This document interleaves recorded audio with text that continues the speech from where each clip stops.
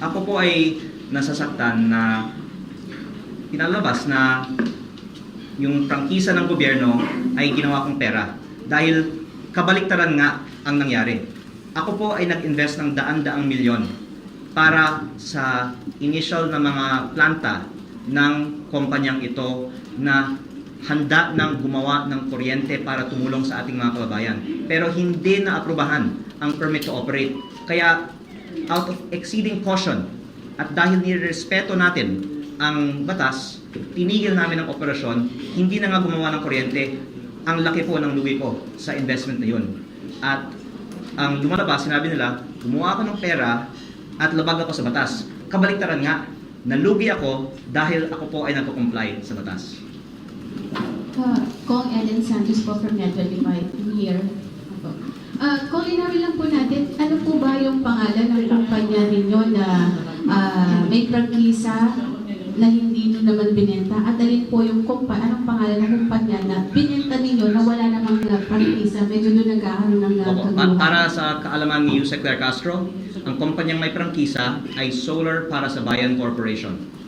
Ang kumpanyang binenta ko ay SP New Energy Corporation. At ang nababanggit, kung hindi pa ako nagkakamali, sa mga pahayag ng DOE, ang SP New Energy Corporation.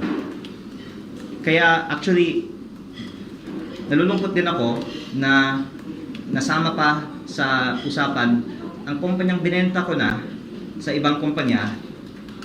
Nahimik lang naman po sila, gumagawa sila ng trabaho para sa ating mga kababayan. Pinakamalaking foreign investment nga po ng ating bansa ay nasa kumpanyang binenta ko. At ito nga po ay pinuri ni Pangulong Bongbong Marcos sa November 2024 sa groundbreaking. Tapos dahil hindi nag-research si Yusek Claire, biglang kinontra pa niya ang pagpuri ni Pangulong Bongbong Marcos sa proyekto ng kumpanyang itinatag ko. At ang pinaka masamang consequence nito ay baka mag-isip na ang mga investor, lalo na ang mga dayuhan, na hindi naman kailangan mag-invest sa Pilipinas. Bakit pa ako mag-invest sa bansang ito kung maaari akong maging content ng vlog ng Yusek?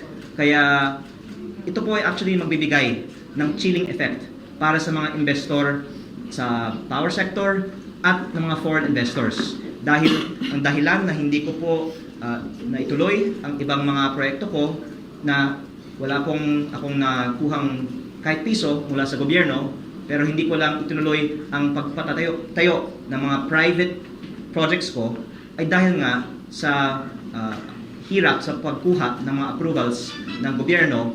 At ito din po ay dahilan na may perception ang mga investor na mahirap magnegosyo sa Pilipinas dahil ang mga negosyante ay ginigipit ng gobyerno. At ang lumalabas, ayoko naman pong mag-usap tungkol sa mga polisiya ng ibang mga ahensya ng gobyerno, pero napapatunayan ngayon na kung ikaw ay kahit